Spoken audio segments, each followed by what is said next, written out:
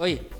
Gue berani pastikan sama lo, di dalam dunia medis, kebohongan boleh dilakukan. Kok gitu? Iya dong, karena gini, gue punya pengalaman. Jangan lu udah tahu ya selama ini gue bohong? Kayaknya. Enggak, karena gini, gue punya pengalaman. Gitu. Gue udah ngasih tau orang lah. Orang tuh kan bisa sembuh dari penyakitnya dengan sugesti. Itu di medis namanya kan placebo. Pemberian placebo ya. Iya kayak berarti kan lu ngasih tahu sesuatu, padahal mungkin itu nggak ada manfaatnya, tapi buat psikis dia berguna banget. Kayak karena saudara-saudara gue juga ada lah, misalnya ketemu dokter jadi tenang, ketemu berasa sakit ketemu jadi nggak sakit gitu. Jadi kayaknya gue merasa kebohongan dunia medis itu ditolerir. Kenapa? Karena bisa menyembuhkan pasiennya. Seringkali kan kondisi psikis itu tidak bisa dijelaskan dari aspek yang logis gitu. Gitu. Dan gue pengen tanya sama lu soal placebo dari segi medis maupun dari aspek lainnya lah menurut lu.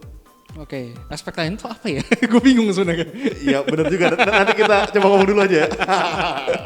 Oke, kalau placebo itu sebenarnya benar kata lu nih Bu. Jadi mungkin bagi Sobat Healthy banyak yang nggak tahu nih placebo itu apa. Jadi kita mengatakan kepada pasien kalau misalnya pasien ini akan diberikan obat A, ya misalnya kita berikan kapsul deh. Nah ternyata kandungan obat yang ada di dalam kapsul itu tidak sesuai dengan yang kita jelaskan kepada pasien. Oke. Gitu. Misalnya contohnya. Lu pernah kan? Gue ingat banget. Gue pernah sakit waktu itu. Yeah. Terus kemudian lu kasih gue obat. Pas gue minum jadi terangsang gue. Tuh obat kuat lu kasih gue ternyata ya. Lu menipu gue udah di waktu itu. Sebenarnya gue kasih racun tikus kok bisa gitu loh, masih hidup gitu loh. Nah, jadi misalnya nih contohnya Budi ini lagi sakit lambung, ya kan? Terus gue bilang, Bud, nih minum ini obat manjur banget. Semua minum langsung sembuh gitu. Padahal itu kapsul kosong atau isinya cuma gula, ya. Si Budi minum. Karena termakan kata-kata gue, ya, si Budi merasa langsung, ih bener enak. Enakan. Gitu. Itu yang kita sebut dengan placebo. Jadi yang kita berikan tidak sesuai dengan yang kita ceritakan. Gitu. Nah sebenarnya kalau misalnya di dunia kedokteran ini kita itu terkait terhalang pemberian placebo itu kadang-kadang dengan hak pasien, Bud. Jadi pasien itu berhak untuk mengetahui obat-obatan apa yang masuk ke dalam tubuh dia. Gitu. Tapi kalau kita kasih tahu obat apa yang masuk, maka efek placebo itu tidak akan terjadi. Karena dia merasa dibohongi, dia udah tahu kan? Ya, gitu. Jadi memang ini ranahnya abu-abu sebenarnya kalau gue bilang. Tapi ada nih placebo yang diperbolehkan. Contoh? Pada semua penelitian. Lu pasti pernah nggak nonton film-film di luar negeri yang temanya tentang kedokteran, yang bikin penelitian gitu? Enggak sih kayaknya. Gue suka nontonnya film-film yang alay-alay gitu kayak gitu gue nonton. Kelihatan sih, gue nyesel nanya. Nah, jadi pada ada suatu metode penelitian di mana kita bagi dua kelompok pasien nih. Misalnya kita katakan ada 100 pasien. 50 kita berikan obat, 50 tidak kita berikan obat. Oke. Tapi yang tidak kita berikan obat itu kita tetap berikan sesuatu. Itu yang disebut dengan efek placebonya. Gitu. Jadi kita membandingkan nih yang dikasih obat sama yang dikasih placebo, efeknya gimana? Kita harapkan kalau misalnya dikasih obat itu ternyata beneran manjur, maka yang dikasih obat itu akan terjadi peningkatan. Sedangkan yang di placebo itu tidak akan terjadi apa-apa. Itu akan kita konsen tuh kita inform konsen kan. Jadi kita ceritakan kepada pasiennya, Bapak Ibu ini masuk trial, masuk percobaan. Nah, obat yang dikasih sifatnya 50-50. Bapak Ibu bisa aja dapat placebo, bisa aja dapat obat beneran. Gitu. Apakah Bapak setuju? Nah, berarti pasien itu sudah diberitahu tentang hak dia. Dia tahu tentang obat yang akan dia minum dan dia tahu peluangnya hanya 50-50. Itu boleh.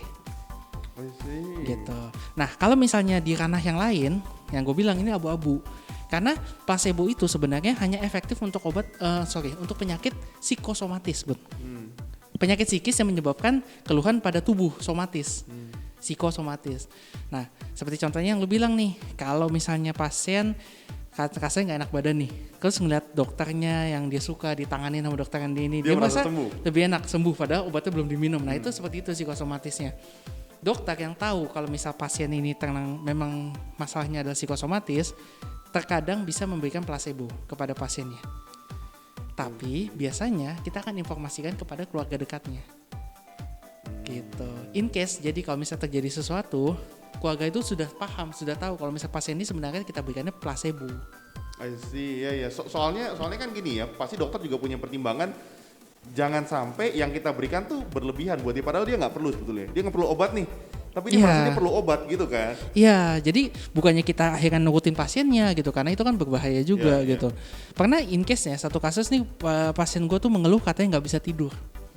nggak bisa tidur, usianya emang masih muda padahal gitu, nggak bisa tidur, kita cari tahu kan, ini kenapa sih nggak bisa tidurnya gitu, kita cari tahu apa ada gangguan dari tubuh yang lain gitu, semuanya normal nggak ada masalah, bahkan masalah keluarga yang biasanya jadi faktor pemicu stres aja nggak ada, Bud.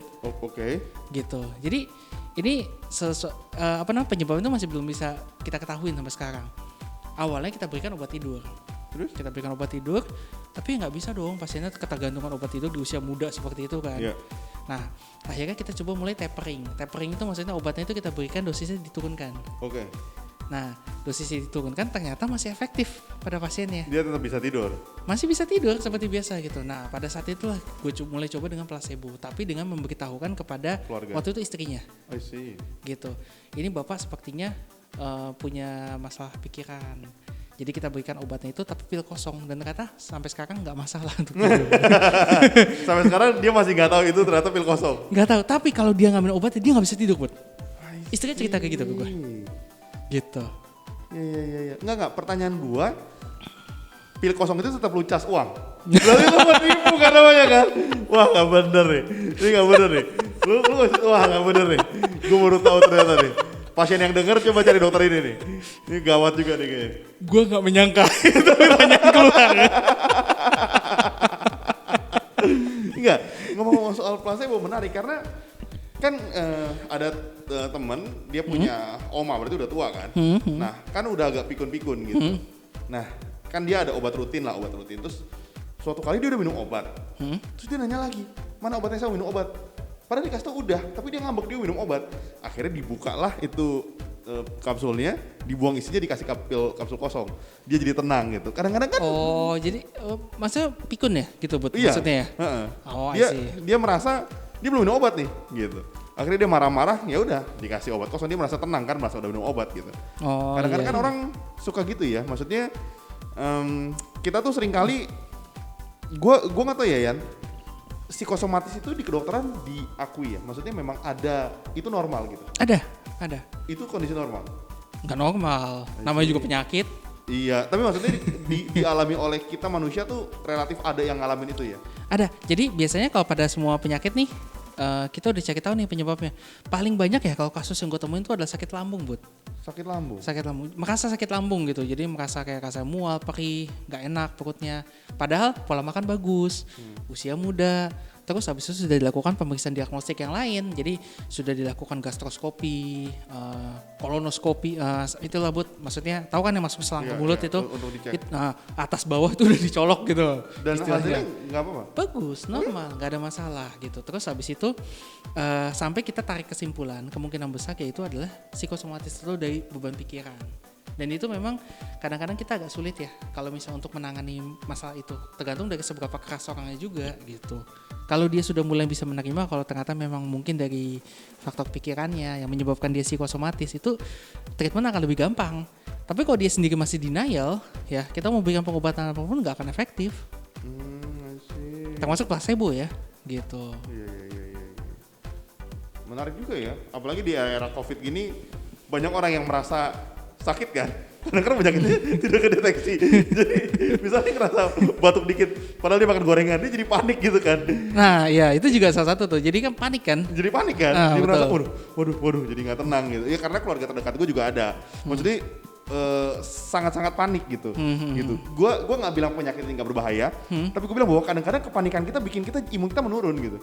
Iya. Kita jadi parno, akhirnya yang tadi gue bilang punya dokter khusus untuk bikin tenang hatinya gitu. Bahkan si dokter bilang gini, kalau nanti bapak atau ibu masih begini terus, saya nggak bisa handle, saya bawa ke psikiater ya. Karena dokternya juga stres. Itu juga salah satu penanganan psikosomatis, Bud. I see. Gitu. Cuman ya itu masalahnya, begitu kita ngomongin bawa ke psikiater ya gitu, banyak orang yang denial, nggak mau. Mereka di bayangan mereka adalah psikiater itu adalah untuk orang sakit jiwa. Orang sakit jiwa, iya. Jadi respon pertama adalah, emang saya gila dok? Gitu. Saya nggak gila loh dok ya, kayak gitu. Itu juga salah satu masalah buat. I see, oke. Gitu. Menarik. Soal ini menarik banget. Tapi kita bilang bahwa sebelum kita pindah nih Bud, jadi keluarga yang butuh dokter perlu kartu nama gue nggak? Enggak. Dia akan kasih pil kosong dengan akan bayar normal. Jadi gue nggak mau. Gue udah tahu, gue nggak mau. Jadi teman-teman, kita nggak bilang soal placebo tuh dilarang atau tidak, itu zona abu-abu, tapi kita tahu bahwa kita punya kondisi psikis yang mesti kita jaga. Kadang-kadang pikiran kita tuh mempengaruhi kondisi badan kita kayak psikosomatis. Tiba-tiba kita bisa merasa sakit padahal nggak ada apa-apa gitu. Jadi kita berdua mau bilang bahwa tetap mesti jaga pikiran kita, hidup sehat karena itu akan berpengaruh buat kehidupan kita ke depan.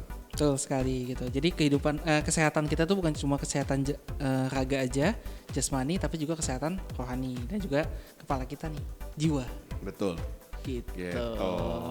Jadi podcast kita nggak bosan-bosan sampai ke teman-teman. Podcast kita akan naik setiap hari Kamis dan setiap hari Senin kita akan tampilkan ulang IG live kita bareng narasumber kita yang kita akan lakukan di setiap weekend. Kalian boleh cek di healthyhacks.id untuk tahu jadwal IG live kita. Dan kalau misalnya dari Sobat Healthy ada yang punya pertanyaan, saran, kritik, atau mungkin nih ada pikiran yang mengganjal di kepala kita gitu. Kok perut Budi kayaknya masih begitu-begitu aja gitu. Nah, boleh DM kita ke Instagram kita di @healthyhacks.id atau bisa email kita ke healthyhacks.id@gmail.com. Jadi sampai di sini dulu, sampai ketemu di episode kita selanjutnya. Stay healthy, Stay alive. Bye-bye. Bye-bye.